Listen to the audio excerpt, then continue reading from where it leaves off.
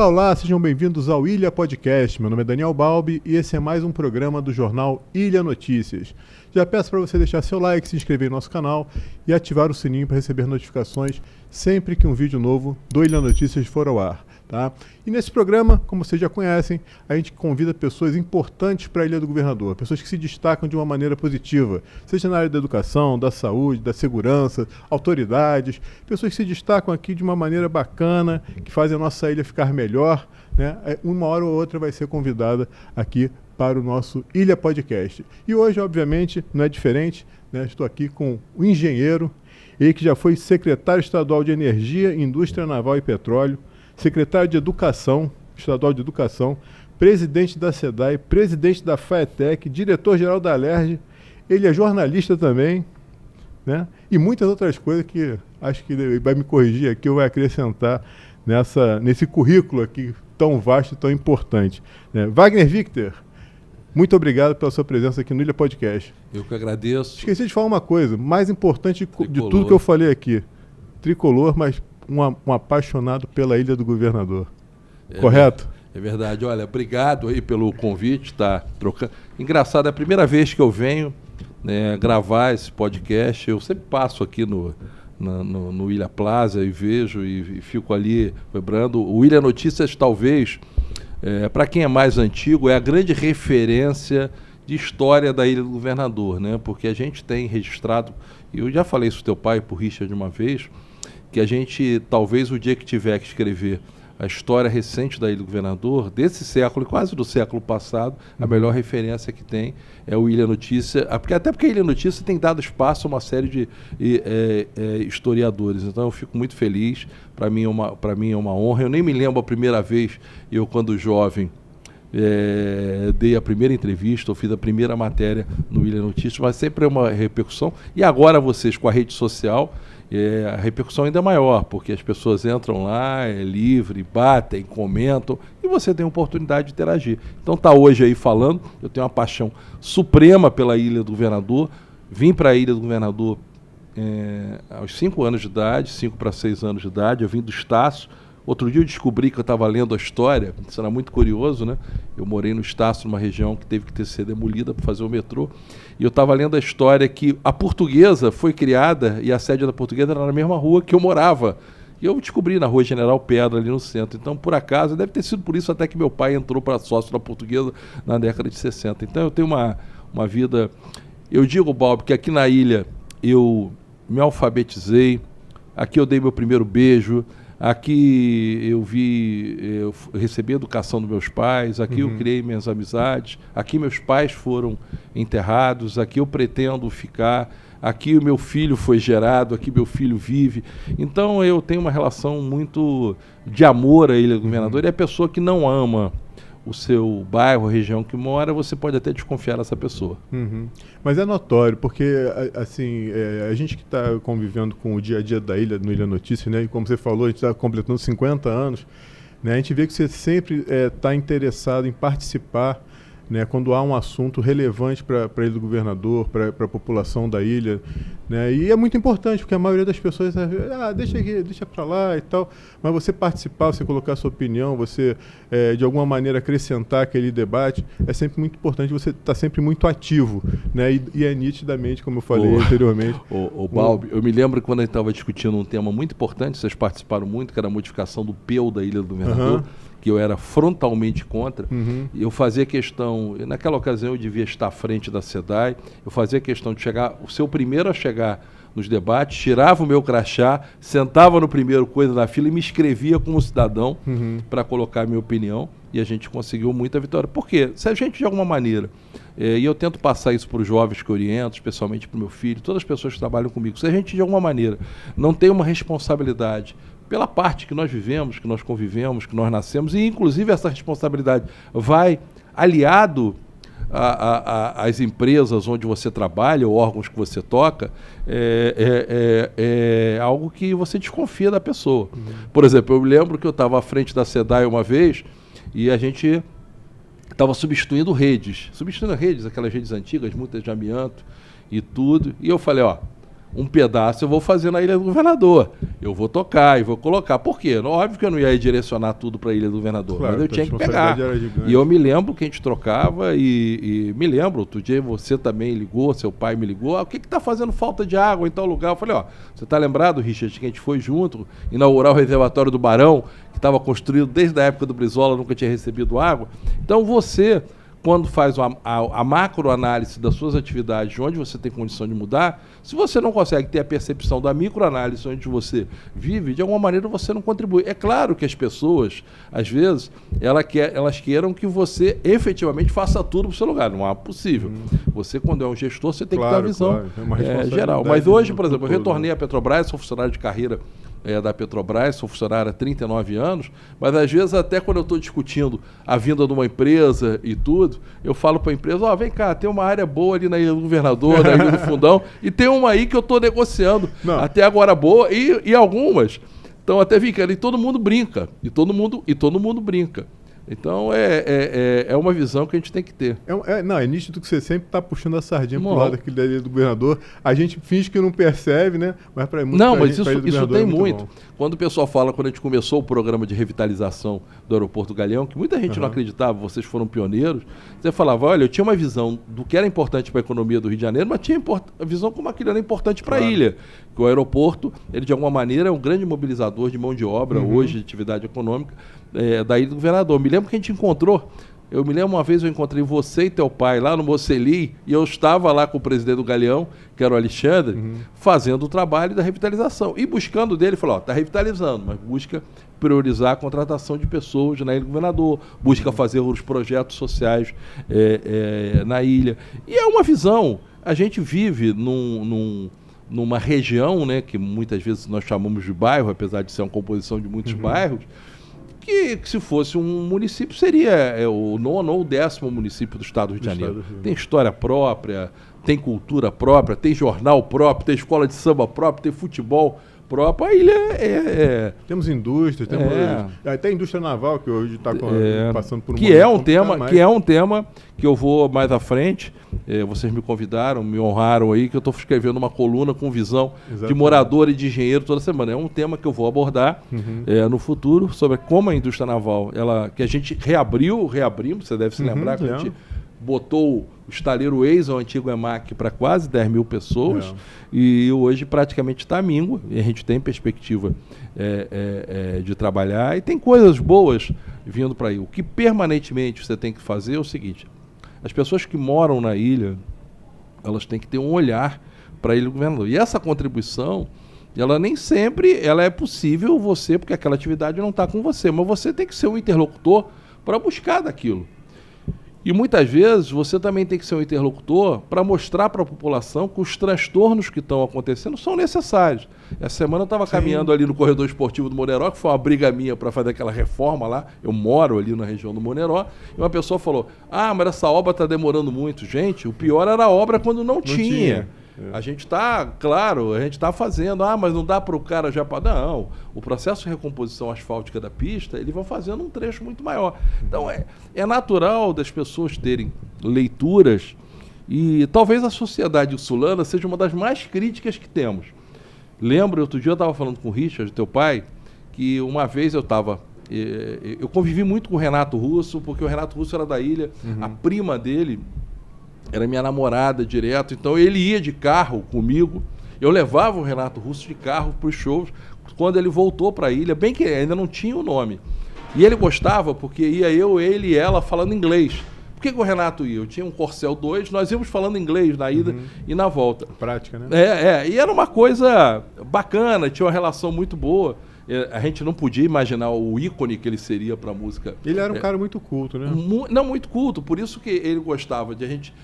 na conversa, eu me lembro de um show, a gente indo para o Metrópolis, que ele só queria falar inglês. Era uma coisa até meio de maluco. Quem entrasse no carro daquele ficaria vendo uma coisa de maluco. Ele ia na frente e a Adriana ia atrás, a gente ia batendo papo e divertindo. E muito tempo depois, quando eu estava na SEDAI, eu falei, vou fazer uma estátua do Renato Russo. Aí ele falou, isso não tem nada a ver com a SEDAI. Eu falei, tem de alguma coisa. A ilha, a SEDAI é uma atividade. Aí chamei o Osório, que na ocasião era o secretário, Falei, Osório, eu vou arrumar alguém para bancar essa estátua. E resolvi fazer a estátua ali onde tem tinha um bolo de noiva ali, que o William Notícia tinha feito uma matéria com um morador de rua dentro do bolo, ali dentro. É tudo sujo, eu me lembro que eu fui com o Osório no secretário de Cultura.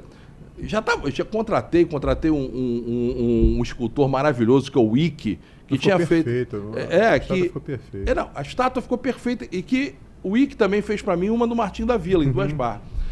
E aí, quando eu comecei para botar ali o movimento, para botar a estátua, começou gente, aquela escultura é tão bonita, era horrível. Era horrível, tudo destruído. Aí o outro falando, aquilo ali tem que ter um ponto da Guarda Municipal. Por que é o Renato Russo e não é o fulano de tal? Cara, aquele movimento. E hoje eu passo, de madrugada ali, eu passo às vezes 2, 3 horas da manhã, tem 10 pessoas tocando violão para a estátua. E tirando foto com a estátua, virou um ponto de virou referência. Um ponto, mas as pessoas eram críticas. No dia que eu fui inaugurar, e eu fui inaugurar com o Osório, e que nós chamamos a mãe dele, o filho e a irmã. Foi na capa do Ilha Notícia. Nós estávamos tocando a ideia, eu falei, as pessoas. E hoje virou icônico. Então, e a ilha tem essa. E Niterói também tem isso. Quando Niterói foi fazer aquela bela museu, aquele museu lá do Niemeyer, o pessoal vai tirar vista, não sei o que. Hoje. Você não pode pensar o cartão postal. Então, a Ilha do Governador, a gente tem esse pessoal, essa galera meio crítica do processo, e eu fico feliz que, de alguma maneira, e essa história do Renato Russo é muito bacana, né? Porque quando um dia que a gente inaugurar, eu falo, o cara da SEDAI vai estar na placa, aí eu falei, nós temos que botar o secretário de Cultura, né, meu irmão? Aí o secretário de Cultura, depois da estátua pronta, ele não queria. Falei, meu irmão, nós estamos chamando você para botar o nome da placa, nós vamos fazer de qualquer maneira. E o Osório era o secretário de Conservação. E aí conseguimos fazer, ele veio lá, ele também não queria no final.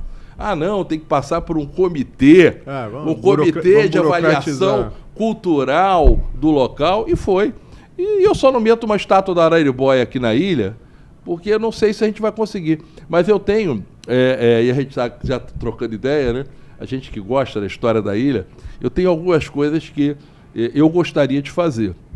Uma delas, eu acho que tem que ter um busto ou uma estátua do Roberto Dinamite, ali naquela pracinha do Cocotá, onde tem a Faitec hoje. Por quê? O Roberto ganhou aquele imóvel, veio morar na ilha na ocasião com a Jurema, e aquele lugar era um lugar onde ele para. Eu me lembro que eu era garoto, estudava no Lemos Cunha, parava lá, o ônibus parava lá, a criançada gritava e o Roberto aparecia na janela, e era o Roberto, e acenava.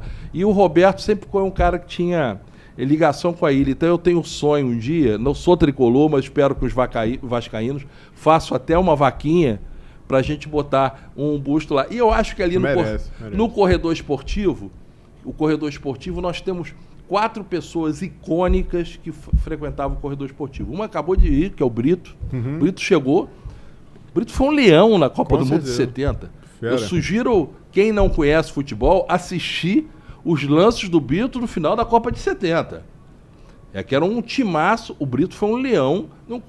Morou Didi, que eu bati bola uma vez quando era garoto com o Didi ali, que ele morava ali subindo próximo à Praça Papai Noel, no Moneró. Morou Nilton Santos, na esquina da Aristarco Ramos com o Estado Dendê, e eu joguei o futebol com o Nilton Santos naquele campinho. E Garrincha tem uma icônica foto, Garrincha batendo bola com Elza Soares ali. Então, esses 4 lendas do futebol, campeões do mundo, de alguma maneira eu gostaria ali, porque ali é um espaço e a ilha tem esse negócio. Eu acho ali o corredor esportivo fantástico. Eu acho que é o espaço público mais democrático que a gente tem na região. Ele está entre 2 comunidades, né? Praia da Rosa ali, o Parque Royal, e num bairro de classe média, que é o Moneró.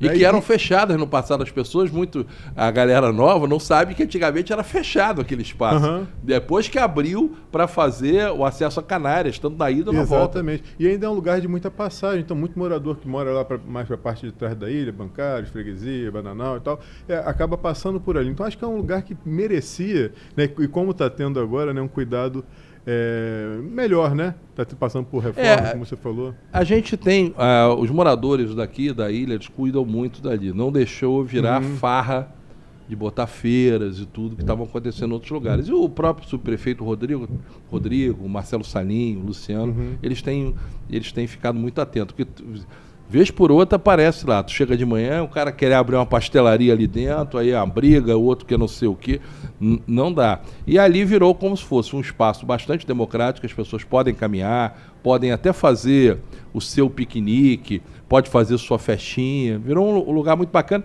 E possivelmente, Balbi, o seu podcast não vai só para o Insulano, duvido que exista um pôr do sol mais bonito no mundo que o pôr do sol daquela ponta ali próximo ao Crepe Cevada. Ali é um pôr do sol que faz uma multiplicidade de cores, que ele faz o espelhamento ao fundo da Baía de Guanabara, que é uma coisa maravilhosa. A gente tem uma capa do jornal com esse pôr do sol, com aquele baobá bonito que tem lá na frente, o pôr do sol atrás. E tem aquela época dos biguás também, né? Uou. Fica aquela revoada. Outro dia eu tirei uma imagem do bailar, um balé lindo de biguás sobrevoando, mas os baobás é outra história. Quando a gente plantou o baobá no passado, todo mundo tinha uma visão não sabia o que era baobá. Baobá é uma árvore mágica de 10 mil anos, uma árvore que simboliza talvez um dos livros mais icônicos da juventude, que é Le Petit Prince, ou O Pequeno Príncipe, de Saint-Exupéry, onde ele conversa com o baobá. E o baobá é uma árvore africana, tá no filme lá, Madagascar, a gente começou a botar. E depois, como eu tinha sido presidente da SEDAI, eu consegui, e esse baobá daqui é um baobá originário de uma muda que veio num baobá de Paquetá, chamado baobá Maria Gorda, que era um baobá tombado, o grandão, né? E aí eu trouxe os engenheiros florestais da SEDAI e a gente fez um mutirão e extraímos mudas para produzir novas mudas de baobá. E foram produzidos nos viveiros de muda da SEDAI lá. Fizemos todo um trabalho, e um trabalho bacana. E hoje lá a gente tem 11 baobás plantados.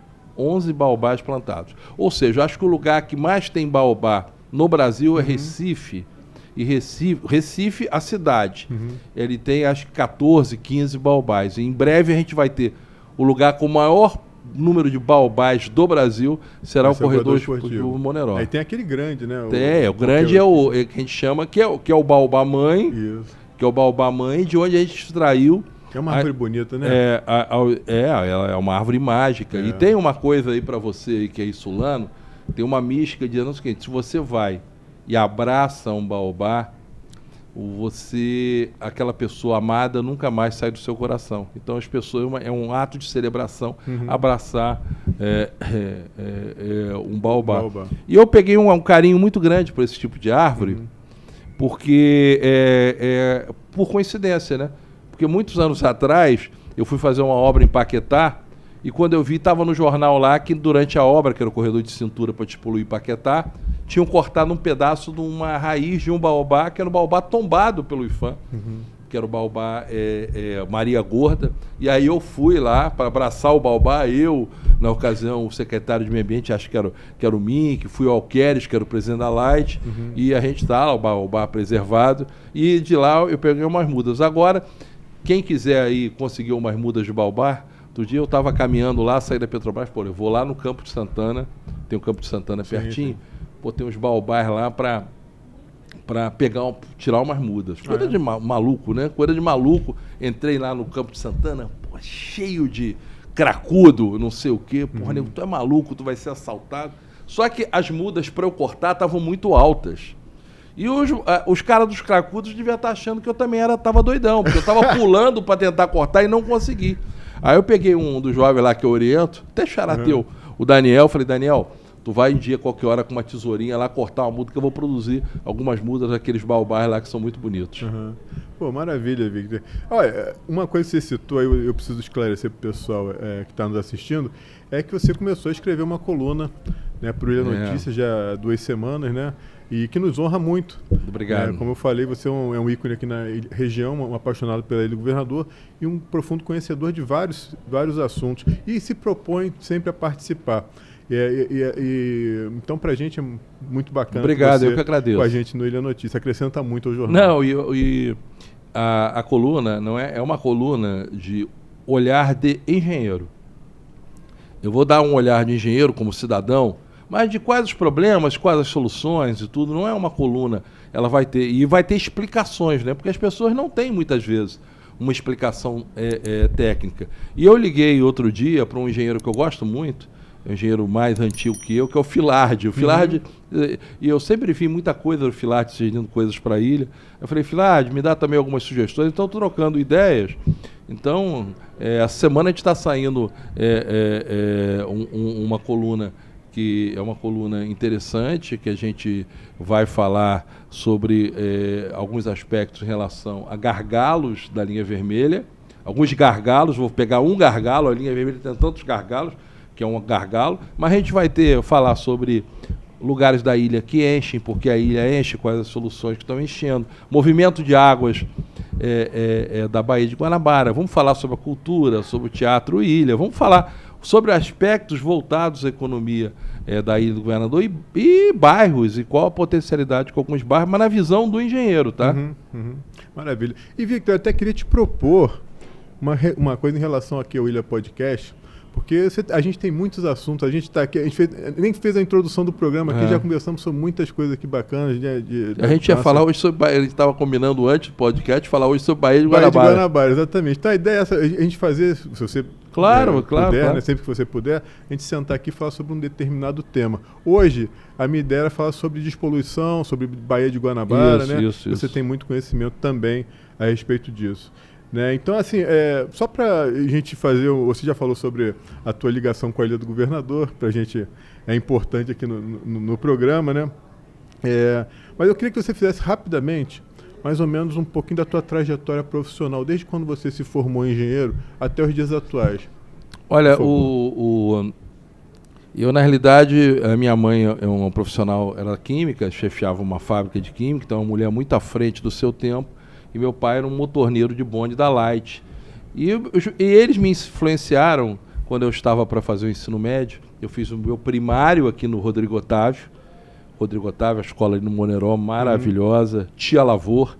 Tanto que depois, quando eu estava no governo, eu consegui botar o nome da escola Ópera, o Tia Lavor, em homenagem. Eu estudei no Ópera a vida inteira. A Tia Lavor, eu descobri que ela tinha passagem. Uma bela homenagem. Aí eu botei a Tia Lavor e depois eu fui estudar no Lemos Cunha e fazer o antigo ginásio, né, que era o Fundamental 2. Conheci o professor Borges e quando eu fui secretário de Educação, a primeira escola que eu fui fazer na Baré, eu botei o nome do professor Borges. Uma pessoa muito... Eu gosto de homenagear pessoas que são importantes não só para mim, mas para a comunidade. Marcaram a vida de várias pessoas. Marcaram a vida de...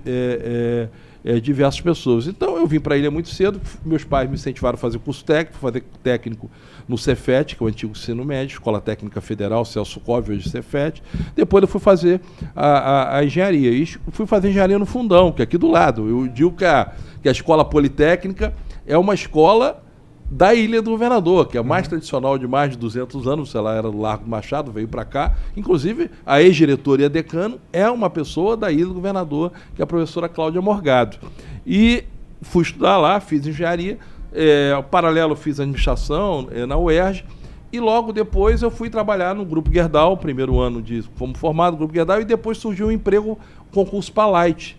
Eu fui trabalhar na Light como engenheiro, fiquei poucos anos na Light, mas atuei na Light numa atividade muito intensa, que era a atividade de manutenção, e por isso me ajudou muito quando teve a crise de energia elétrica da Ilha do Governador, porque eu tinha tocado esses tipos de problema. Então eu conhecia... Você virou um porta-voz eu conhecia aquele sistema, talvez melhor do que muita gente que estava na Light, porque eu tinha sido engenheiro tocando chefe daquele tema. E aí surgiu o concurso para a Petrobras. Eu vou para a Petrobras, trabalho mais de uma década na Petrobras e sou convidado pelo então governador Garotinho para ser secretário de Energia, Indústria Naval e Petróleo. Fico 8 anos como secretário. Depois fui convidado eu seria o secretário-geral de Infraestrutura do Estado pelo Cabral, mas ele pediu para assumir a SEDAI.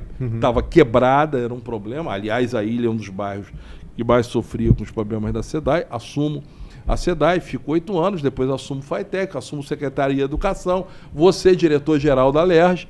Um dia eu estou saindo da Secretaria de Educação, ia voltar para a Petrobras, e o André Ciliano me ligou e falou, ô Victor, eu preciso que você seja o diretor de engenharia da Alerj, porque tinha que terminar o prédio, né? Aí eu falei, não estava nem muito afim, porque eu tinha um convite para assumir 2 estatais, ou a Casa da Moeda ou a própria BR. Aí fui para lá, na hora que eu cheguei, não, tu vai ser o diretor-geral. Aí fiquei 4 anos, e foi uma experiência ímpar, porque a Alerj é a experiência de tocar a Alerj, de terminar o prédio. Teu pai, o Richard, sabe o que é ser deputado, né? São 70 egos para gerenciar ali, que é uma coisa de maluco. Eu fiz um prédio novo para distribuir aqueles 70 gabinetes que não foi no sorteio. Eu quase ganhei o status para fazer a paz na faixa de Gaza. E saiu todo mundo ali adaptando. E aí voltei a Petrobras. Deu muito tempo. Mas tem outras atividades que o paralelo, dou aula na Fundação Getúlio Vargas há muito tempo. Falo em rádio. Jornalista também. Falo em rádio, né? Eu faço participação rádio. Fixa, você tem participação fixa na Tupi, né? Fixa. A rádio, por exemplo, em 1994, portanto, há 31 anos atrás, um dia eu estava lá na Petrobras, alguém falou, tem que alguém falar sobre reajustamento de preços de derivados. Aí o chefe da comunicação, manda o Victor, tal, que era um programa de Petrobras, participava, financiava, chamado Alô Daisy, que era um ícone, a Daisy Lúcide era um ícone da comunicação na antiga Rádio Nacional com auditório. Eu fui lá, era um programa de 3 horas, e no final eu falei de tudo, menos de reajustamento. E aí aprendi a falar no microfone. Aí quando acabou, a Daisy Lúcide falou, eu gostei de você quer ser um cara permanente? Aí comecei a ser permanente da Daisy Lúcide, depois eu fui chamado para fazer Rádio Globo com o Haroldo de Andrade, que é uma pessoa icônica da Ilha do Governador. Depois continuei com o Loureiro Neto. Aí um dia eu recebi uma proposta da Tupi, para ficar, já estou na Tupi há mais de 20 anos, e em paralelo, eu tenho um programa que falo de sustentabilidade aqui na Nova Paradiso. Na Nova Paradiso é um programa que eu falo Rio, Soluções de Sustentabilidade. Então, rádio e falar assim, além disso eu escrevo, né? Eu escrevo para revistas Tech, sou colunista permanente da Brasil Energia, Diário do Rio, eu escrevo permanente. E agora eu tenho o prazer de ser colunista do Ilha Notícia, que eu te falar uma coisa. Quando o Richard me ligou, eu gostei muito, porque é uma oportunidade da gente estar falando para as pessoas que a gente convive no dia a dia, né? É claro que a gente, quando coloca um negócio desse, as pessoas, tem a visão, por que não fez isso? Não. É que tudo o que você faz, você tem que ter uma sequência a fazer. Nem tudo é possível, e nem tudo é possível dentro das armas que são colocadas. E a Baía de Guanabara é um exemplo muito bom, porque a Baía de Guanabara ela tem diversas vertentes, tem diversas ações, tem diversas prioridades. Pois, o Victor, em relação a gente vai entrar já nesse assunto da Bahia, que é o assunto principal desse nosso bate-papo aqui, mas antes eu queria, sabe, uma curiosidade, quer dizer, tem 1000 curiosidades a respeito da tua trajetória, mas antes da gente começar nesse assunto da Bahia, eu queria te perguntar o seguinte, você já teve várias posições importantes na educação, na questão, quando você esteve à frente lá da Secretaria Estadual de Energia, né? O que mais te orgulhou nesse período, assim, você fez, cara, eu participei disso aqui, poxa, eu deixei um legado. Cara, eu tenho umas coisas que de vez em quando... eu estava pensando outro dia numa coisa que, engraçado, né, que não é muito falado, muito pouco sabido, e que não está diretamente ligado, apesar de ter educação. Eu me lembro que há 20 e poucos anos atrás, vai fazer 25 anos, agora, esse ano, em novembro, eu fui chamado para uma reunião para a gente debater política de cotas raciais. E quem me chamou foi um cara que era um ícone da questão racial, chamado Abdias Nascimento, tinha sido senador e tudo, deputado, ele era um ícone do movimento racial. E participei da reunião, me lembro que estava eu, estava o Pitanga, que era secretário de esporte, estava o Fernando Peregrino, da FAPERJ, estava o Vanderlei de Souza, e estava então o governador Garotinho. A gente estava falando sobre, vamos criar uma política de cotas? E aí eu me lembro que eu dei um depoimento, falei, olha, eu sou formado em engenharia, na minha turma não tinha um negro na engenharia. Na administração de empresas, não tinha um negro. Eu entrei para visitar uma vez a Universidade Federal do FRJ e tinha um quadro com as turmas de formandos. Não vi um negro. E eu fui criado também por uma mulher negra, porque minha mãe foi trabalhar fora há muito tempo, que é minha mãe também, que é Elísia. E eu sentia, desde pequeno, lourinho, de olho claro, como tratavam mal a minha mãe Elisa por ela ser negra. E aquilo, como filho, me incomodava profundamente. E eu dei aquele depoimento, e eu me lembro que o pessoal falou, então tu vai ser o porta-voz. O Abdias nem gostou no momento, mas o Abdias era um cara acima de qualquer coisa. E eu comecei a ser o porta-voz na discussão de uma lei que todo mundo era contra. Até a universidade era contra. Até o EJA, o ENF, a grande maioria das pessoas era contra. Depois entrou a professora Nilceia Freire, reitora. E a lei vingou. O nosso advogado, talvez as pessoas não saibam, o nosso advogado procurador para defesa no STF era o Barroso, que era procurador de Estado, depois virou ministro do STF. E a lei, e aí, muitos anos depois, um dia eu fui fazer a matrícula do meu filho quando ele passou para engenharia no Fundão, e ele estava, como estava fora, ele me deu uma procuração.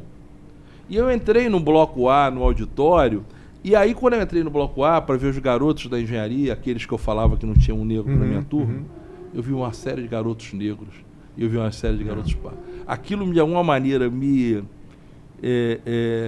balançou de uma tal maneira, eu falei, pô, a gente às vezes faz. E vejo muitos jovens hoje, quando eu conto essa história, muito na Petrobras, muitos jovens na Petrobras, quando eu conto essa história, o cara fala, pô, eu tô na Petrobras hoje por conta disso. Então a vida oferece oportunidade para você, às vezes, fazer coisas no dia a dia, e eu gosto de sugar muito, entendeu? Eu gosto de fazer coisas, porque eu tenho passagens na educação que são maravilhosas. Algumas contáveis, outras não contáveis. Na Secretaria de Energia, na SEDAI. Pô, na SEDAI tem coisa que eu te fazia que era coisa de doido, entendeu? Porque a SEDAI, aquilo estava acabado, era uma coisa, era uma bomba relógio. Tem coisa que eu não posso nem contar, porque eu não sei nem se algumas loucuras que a gente fez para resolver, eu não sei nem se prescreveu, mas, pô, então é uma coisa de... era de doido.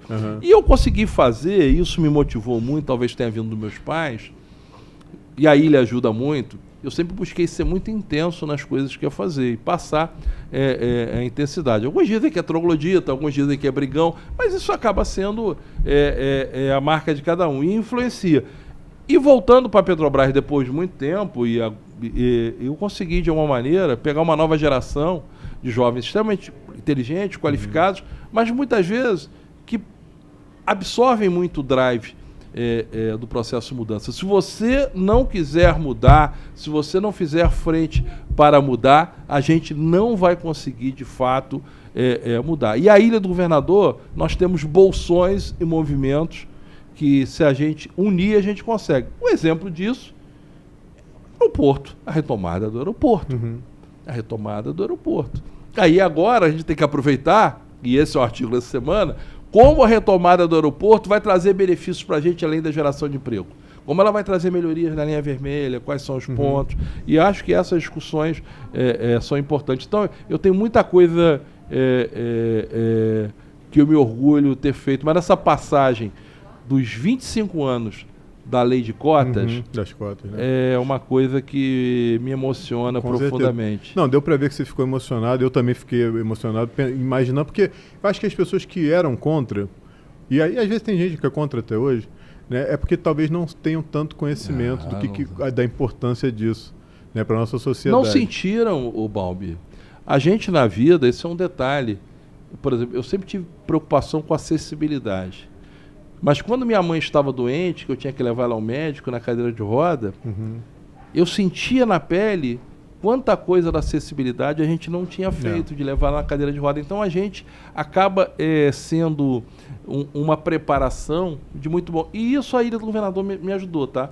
Porque isso a Ilha do Governador me ajudou e acho que ajudou muita gente. Porque na Ilha do Governador, a gente sempre nunca foi uma cidade partida.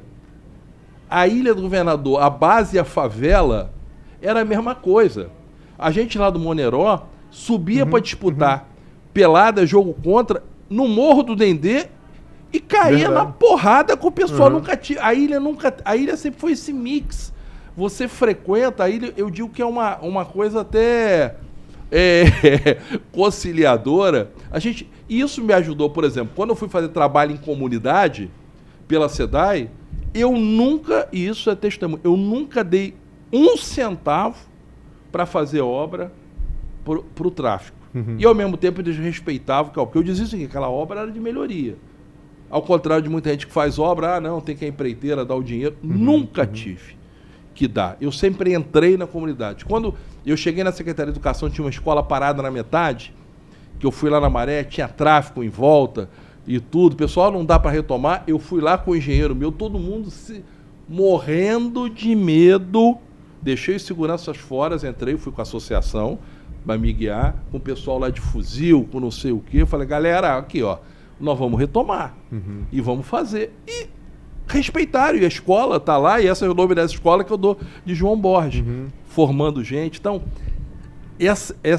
esse jeitão carioca e esse jeitão de não ter dificuldade isso, é uma coisa que eu construí na ilha. A ilha, é claro que hoje a situação é um pouco diferente do passado, mas eu sempre, o cara criado na ilha, ele está acostumado com isso, com essa entrada, com essa discussão, com essa convivência, inclusive dos parques. A ilha não tem aquela separação, aquela segregação que você tem de classes, que outros lugares você tem. Hoje com a questão de território piorou um pouco, né? Piorou. Porque tem lugares que você não consegue mais passar, porque tem barricadas, tem uma série de coisas aí. Mas essa interação também vejo. Eu vivi isso também. Eu cresci aqui na ilha, como estudando no Ópera, né? E ali, no Ópera, por exemplo, era um colégio de classe média, talvez classe média baixa. Né? E ali a gente convivia também com o pessoal do Jardim Guanabara, com o pessoal das comunidades, e a gente ia jogar campeonatos lá, como você falou mesmo. Né? Realmente, eu não tinha nem pensado nisso, mas a ilha realmente sempre foi muito a ilha não era, considerando a ilha uma cidade, a ilha não era uma cidade partida, e ainda não é. Claro que a gente ainda tem bolsões, ainda tem problemas, tem alguma coisa de segurança, até em menor escala do que outras localidades. Sim, nós temos que o pessoal em menor escala que outra coisa, mas é quase uma convivência que, é claro, você não pode aceitar o crime, mas não há uma loucura, que é aquela divisão, quase aquela segregação, e isso ajuda a formar a personalidade, de todas as áreas, do cara da cultura, do cara da segurança, do cara de todo mundo, e talvez a gente tenha grandes aprendizados aqui na Ilha do Governador, né? A gente é fruto de como a gente é construído, como a gente convive. Com certeza. Victor, eu sei que o pessoal vai ficar chateado comigo, porque a gente aqui nesse nosso início de bate-papo, a gente já falou de muitos assuntos interessantes, né? Eu queria falar sobre o aeroporto, queria falar sobre corredor esportivo, queria falar sobre várias coisas aqui que a gente tocou, né? Mas a gente se propôs aqui a falar nesse programa sobre a despoluição da Bahia, então vamos lá depois. Em outros programas a gente aborda outros assuntos aí, porque realmente o conteúdo que você tem é vasto, né? Então vamos falar sobre a Baía de Guanabara. Eu particularmente lembro de despoluição, falar sobre despoluição da Bahia, em 92, na Eco 92. Isso. E ali eu lembro que foi recebido um financiamento internacional, se não me engano, do banco japonês. O PDBG, o JBIC, o Japan Bank, e do BID, que é um banco interamericano de desenvolvimento, que é a sede no Uruguai. E ali foi a primeira vez que eu ouvi falar, eu falei, caramba, imagina, porque assim, ali em 92 eu tinha, sei lá, 15, eu tinha menos de 20 anos. Né? E ali eu sempre frequentei as praias da ilha porque eu gostava muito de pescar. Né? Meu pai sabe, eu gostava de jogar tarrafa, de pescar, arrastão. Então eu entrava nas águas, então eu sabia como é que era a poluição. Né? A Praia da Bica, por exemplo, a maior parte dos dias era espuma verde. Né? Você via as ondas batendo ali, era aquela gosma que se formava, muita sujeira, muita coisa e tal. Então eu falei, caramba, imagina que bacana se a Ilha do Governador tivesse as águas limpas e tudo, né? E aí minha mãe, conversando com a minha mãe, ela me contou uma história que eu já contei aqui algumas vezes.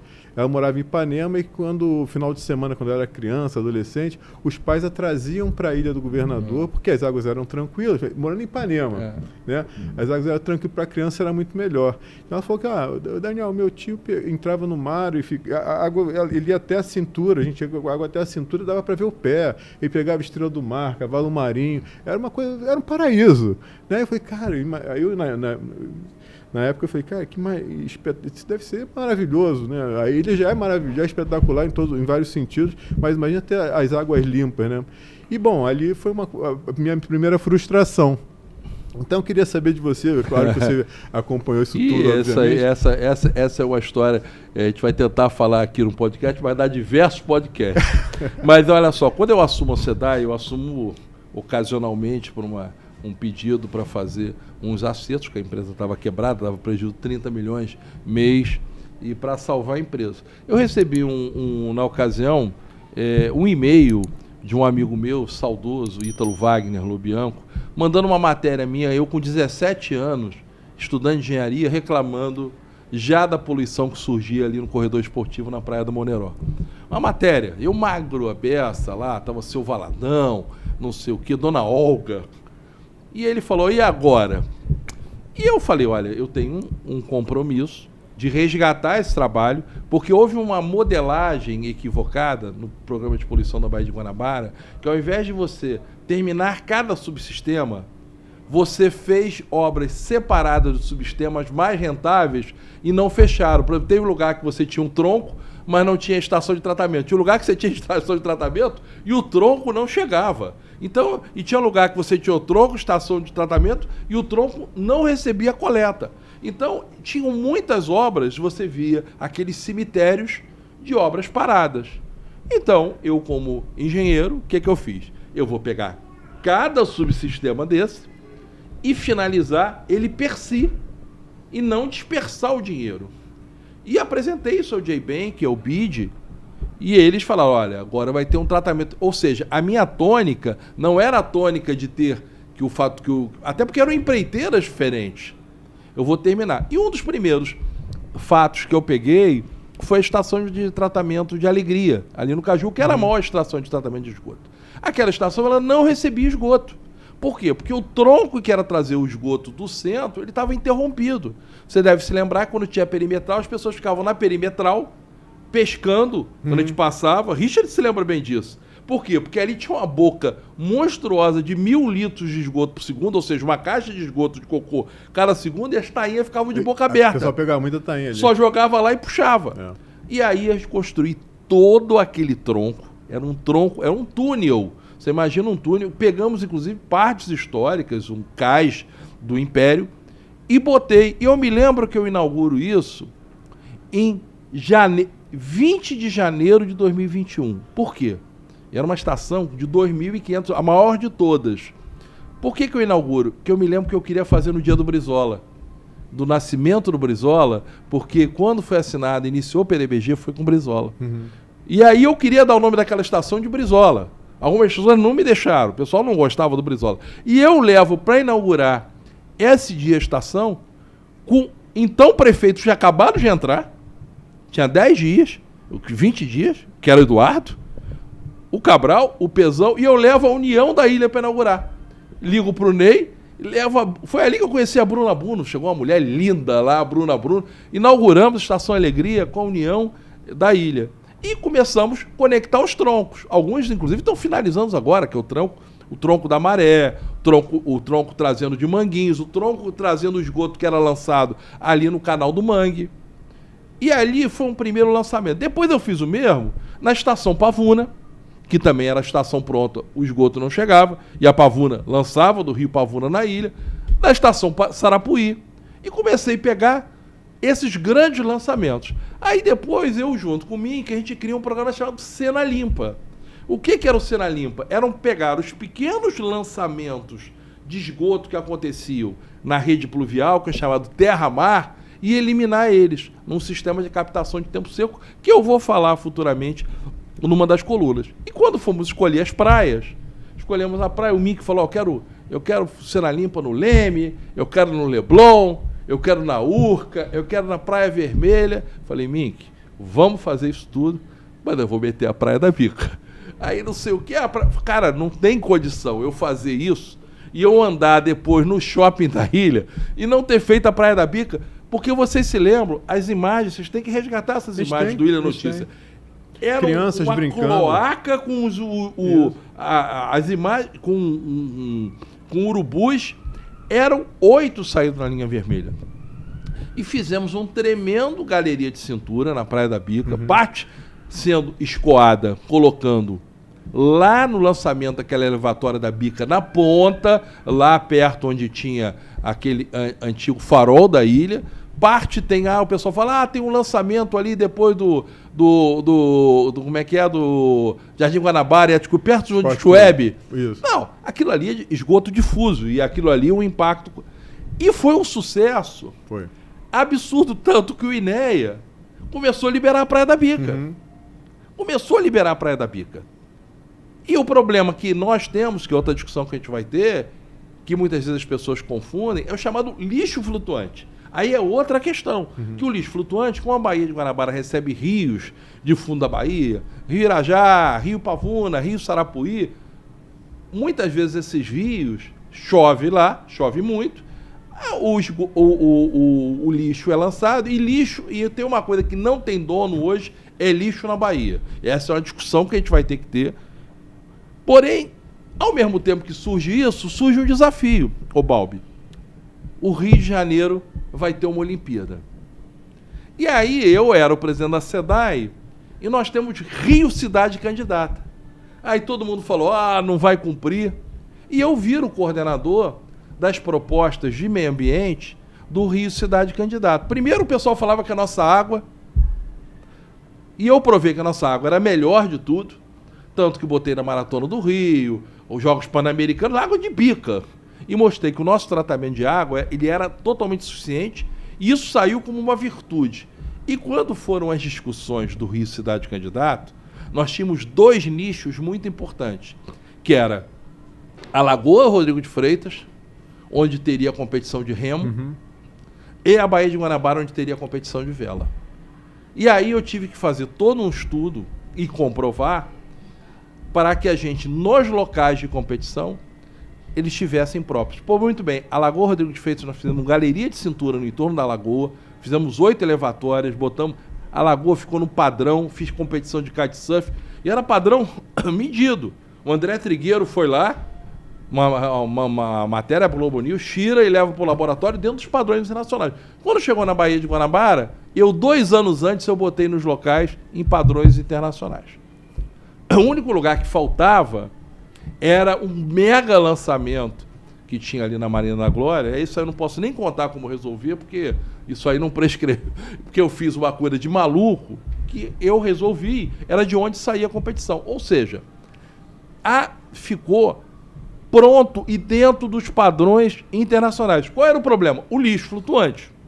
O lixo flutuante a gente botou, a gente não, né, o órgão ambiental, nós botamos as barreiras flutuantes nesses rios para que chovessem, e o lixo que vinha, ele era recolhido, muitas dessas barreiras romperam ou não foram retomadas. Algumas tem até hoje, né? E botamos 8 barcos, algumas a gente vê hoje, quando a gente passa saindo da ilha, aquela ponte do Saber, você olha direito na maré, você tem uma barreira que está até hoje, aquela barreira fomos nós que colocamos, que era aquele rio, é o rio Faretimbó, no rio Faretimbó, segurando. Você vê a quantidade de lixo que é seguro lá. E aí botamos 8 barquinhos recolhendo. E era barquinho para cima, para baixo. Era, em vez de barquinho de pesca, era barquinho de lixo. Que foi tipo uma pá grande. Você tem sistema de coleta.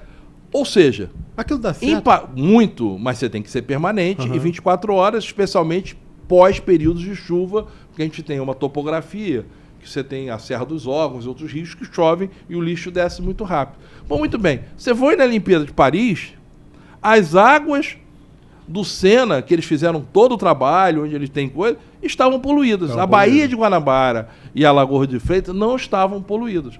E foi um sucesso. E não teve reclamação desse tipo de coisa. Não teve pessoal com urticária, coisa. Por quê? Nós fizemos uma análise de engenheiro ponto a ponto do processo. É claro que isso tem que ser contínuo.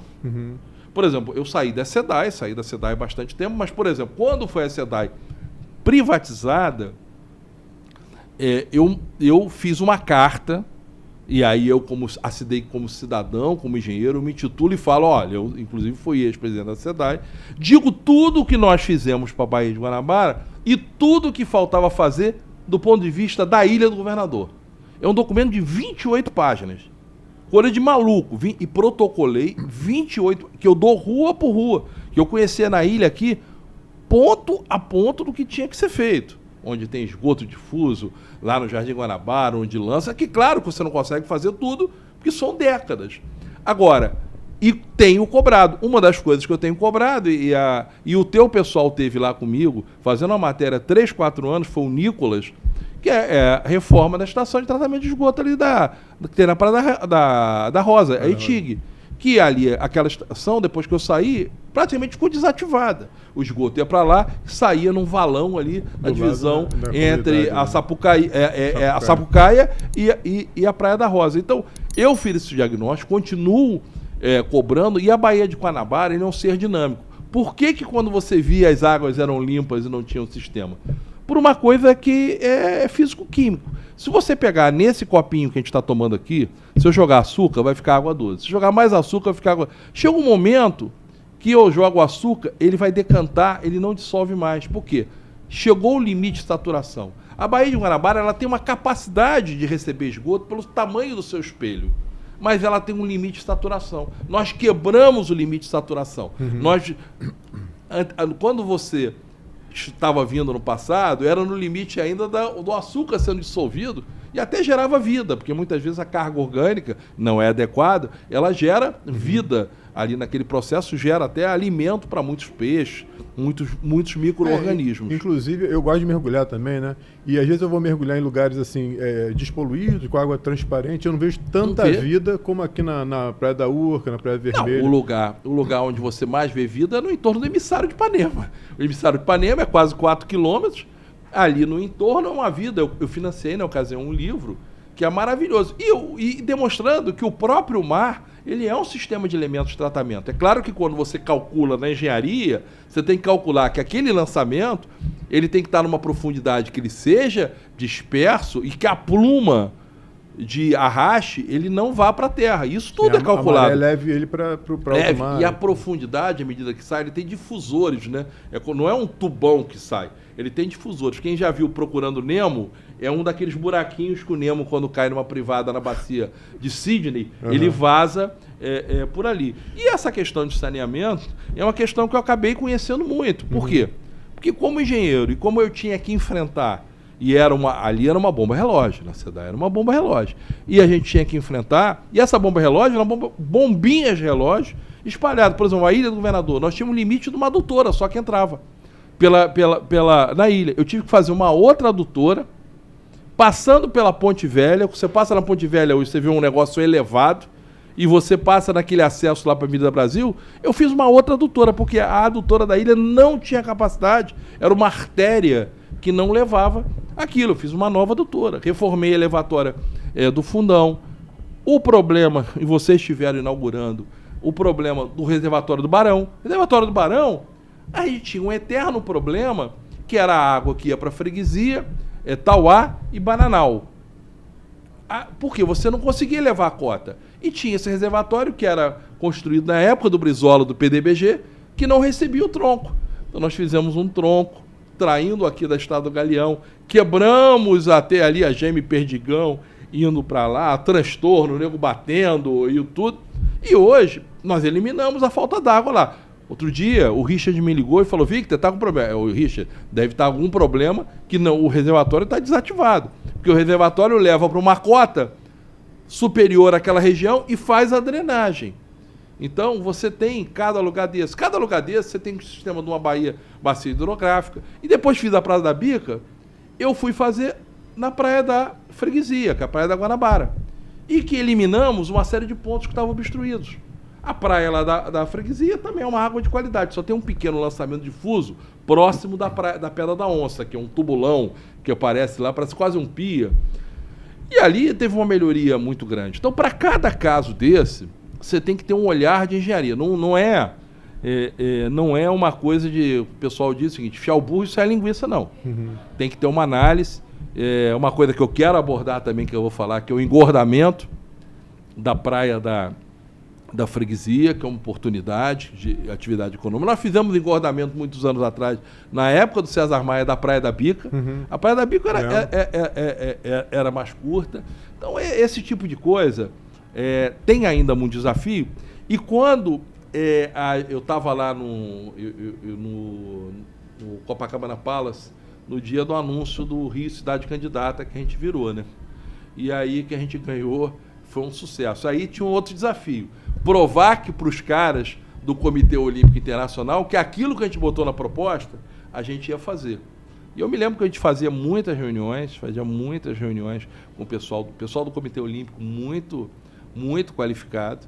A gente tinha que ter, além de conhecimento técnico, o cara tinha que ter firmeza e que você tinha que ser objetivo nas questões e colocar. E tudo que a gente se comprometeu para os Jogos Olímpicos, nós fizemos. Tudo que você se comprometeu era tudo necessário? Não. Eu falei para o pessoal o seguinte, não dá para se comprometer com factoide. Não dá para se comprometer com factoide. Nós temos coisas ainda que são feitas na Baía de Guanabara, tem coisas ainda que estão um pouco lentas do ponto de vista de águas do Rio. Eu estava outro dia, a gente falando de Baía de Guanabara, por exemplo, um dos pontos que eu botei nesse relatório de 28 páginas é eliminar aqueles lançamentos de fundo de Baía ali no corredor esportivo. E eles fizeram lá, com o teu pessoal, nós tivemos lá com o Simval, da Rio Água, de Águas do Rio, tal. E aí eles foram inaugurar. Aí na hora que foram inaugurar, eles fizeram um release dizendo, esse lançamento no corredor esportivo vai melhorar a água da Praia da Bica. Factoide. E aí eu dei Paula, não, isso é cascatalhada. São áreas de influência porque são muito só opostos, né? Um estava virado para o áreas de influência, para a parte de trás da Bahia, outro para eu falei, perto do aquilo canal. é importante, mas nem nada. É claro que você lançar menos esgoto na Bahia é melhor, mas não tem influência na qualidade, na balneabilidade da água na Praia da Bica. A Praia da Bica tem outros lugares que você pode ainda fazer. Por exemplo, que não influencia tanto, que são os lançamentos difusos que acontecem hoje, que passam dentro do Yacht Clube Jardim Guanabara, que não é culpa do Yacht Clube Jardim Guanabara, é um passivo que a SEDAI está fazendo. Mas não tem nada... isso é enrolar o insulano. Eles estão garantindo que a Praia da Bica vai ficar própria para banho durante o ano todo. Não. Por causa dessa medida. Não, olha só. Durante o ano todo, a Praia da Bica ela já é própria para o banho nos chamados períodos secos. E tem os dados do INEA. A Praia da Bica não ficará, nenhuma praia da ilha ficará própria para banho em períodos pós-chuva. Nesse momento que a gente está gravando o podcast, está chovendo. Nenhuma praia está. Por quê? Porque a Bahia é o sistema de drenagem da Ilha do Governador.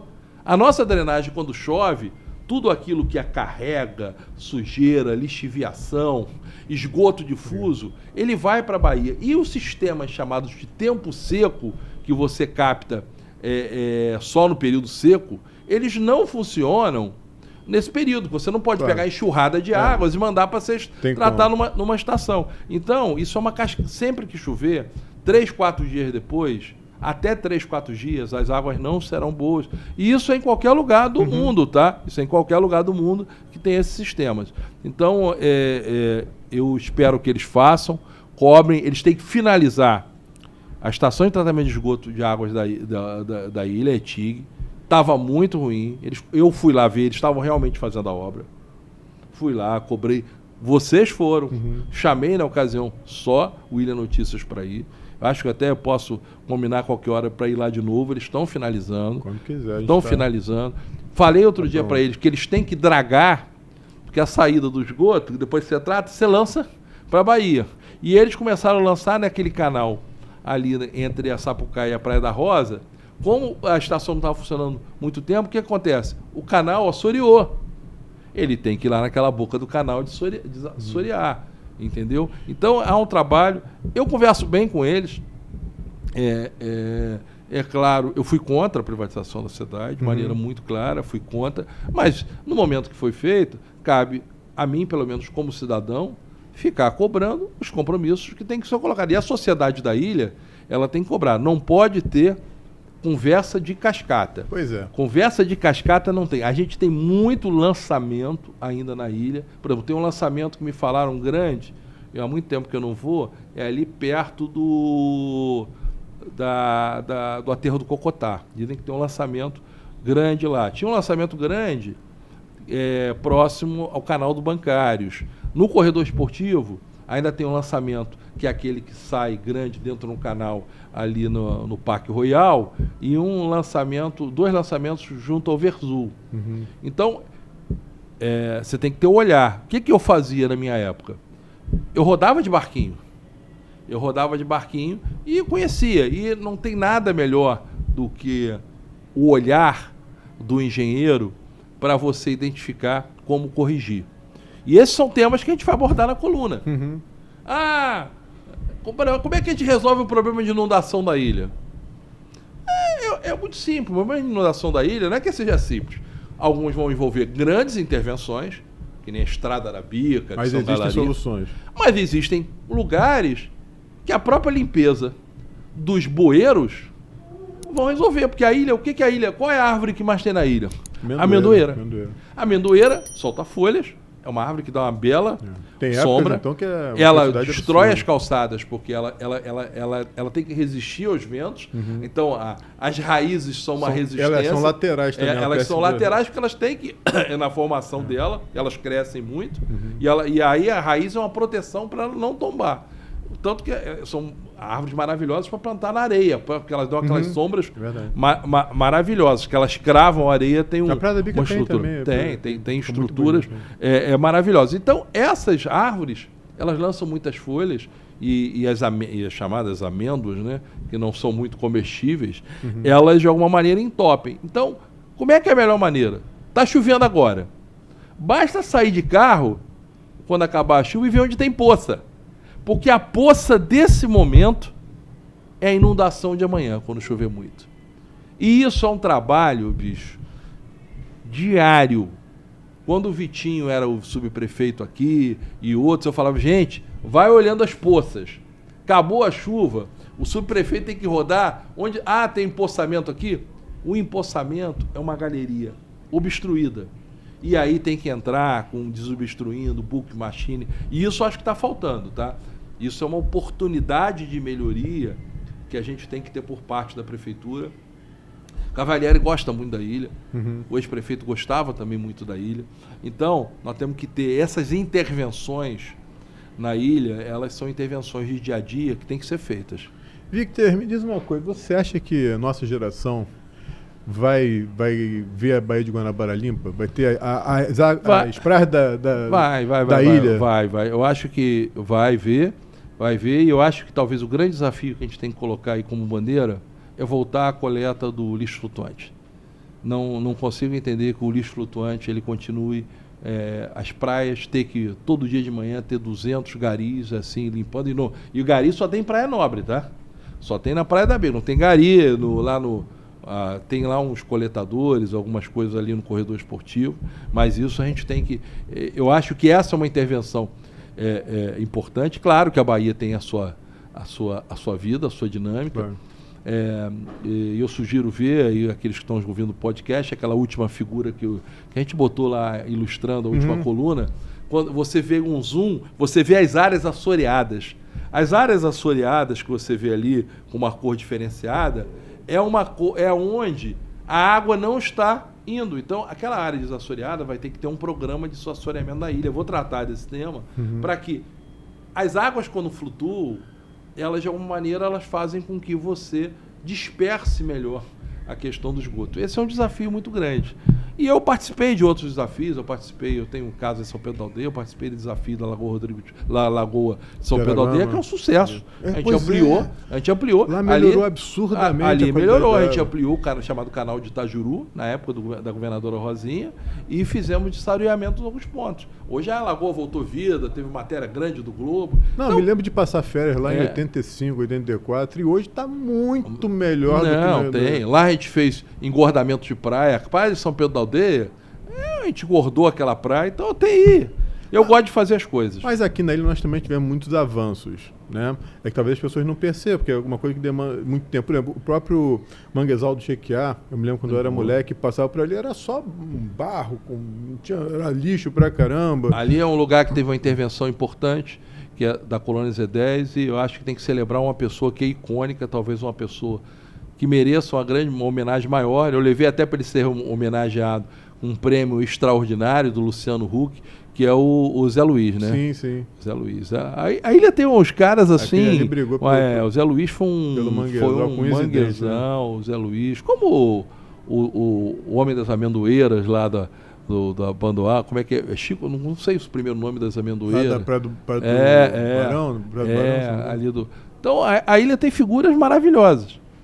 Não, a própria Praia da Bica mesmo, me lembro, como a gente comentou aqui, tinham várias línguas negras ali. A gente tem fotos lá no jornal de capa de crianças brincando no meio do esgoto. E se tornou um lugar, as línguas negras foram extintas pelo Cena Limpa, né? E se tornou um lugar, tu vê que ganhou uma vida absurda de esporte. Começou a ter esporte, quadra atrás no outro, o pessoal agradece sempre o pessoal lá do Ovelha, do Frescobol. A Praia da Bica. E nós já tínhamos, na época, no César Maia, foi feito o engordamento da Praia da Bica. A Praia da Bica voltou, ganhou vida de tal maneira que hoje as areias já estão sendo totalmente invadidas. Pois é verdade. Victor, olha só. Eu tenho muita coisa aqui para falar contigo, inclusive até sobre esse tema da Baía de Guanabara. Eu sei que teu tempo está curto, então por isso a gente vai ter que dar uma acelerada aqui nesse nosso programa. Mas antes da gente terminar, eu queria passar a palavra para você, para você mandar um recado para quem está nos assistindo sobre esse tema, também sobre tua participação agora no Ilha Notícias. Fica à vontade, o tempo. Olha, primeiro eu quero agradecer você, quero agradecer o Richard quando me ligou, a oportunidade de estar trocando informação técnica, logicamente, eu não tenho a verdade absoluta, eu tenho a minha verdade. Eu até brinco que a minha verdade eu acho que é melhor do que a verdade de outros, mas eu tenho a minha verdade. Mas é essa oportunidade de estar trocando e debatendo e com um canal, que é um canal que interage muito, de qualidade, o canal mais histórico de qualidade da Ilha do Governador, é uma oportunidade muito boa para a gente formar novas gerações, tornar pessoas melhores cidadãos e tornar pessoas que vão cobrar melhor as pessoas que eventualmente se disponham a ser líderes, independente de processos seletivos ou não. Então isso é importante, quero agradecer mesmo, falar do amor que eu tenho para a Ilha do Governador. Não saio da Ilha do Governador, gosto muito da Ilha do Governador e é uma coisa que é muito interessante. E outro dia eu estava no conselho lá do IPP, Instituto Pereira Passos, e estava lá o pessoal do secretário apresentando lá Niterói. Eu falei, meu irmão, isso vocês são cria da Ilha do Governador. E Niterói é quintal da ilha. Eu brinco com o ex-prefeito de Caxias, que Caxias é a zona rural da ilha. Então a gente briga e a gente tem, de alguma maneira, toda uma integração, porque nós somos, talvez, a célula máter da criação da região metropolitana dos municípios do entorno da Bahia. E a Bahia está presente nisso, e a discussão, e a gente tem uma cultura toda própria. Quero agradecer aí. Vou voltar aí quantas vezes você convidar, vou escrever e colocar temas. E aí, quem quiser também, sugira temas. Exato, isso que eu ia falar agora com o pessoal. Sugira temas. Eu posso falar sobre diversos temas. E voltar até também nesse assunto também, que tem um assunto também que tem muito o que falar também, né? Mas é isso. Victor, olha, então a ideia é essa, você ser sócio aqui do nosso Ilha Podcast. Tá? Agradeço muito a sua presença aqui. Né? Nos honra muito ter você aqui também nas páginas do Ilha Notícias. E como o Victor falou, você que está nos assistindo, deixe sugestões de temas aqui para os nossos próximos bate-papos aqui com o Victor, tá? E também sugestões de outras pessoas para recebermos aqui no Ilha Podcast, tá bom? Deixe seu like, se inscreva no nosso canal e ative o sininho para receber notificações sempre que um vídeo novo do Ilha Notícias for ao ar. Victor, muito obrigado. E, pessoal, muito obrigado. Saudações tricolores. Até a próxima.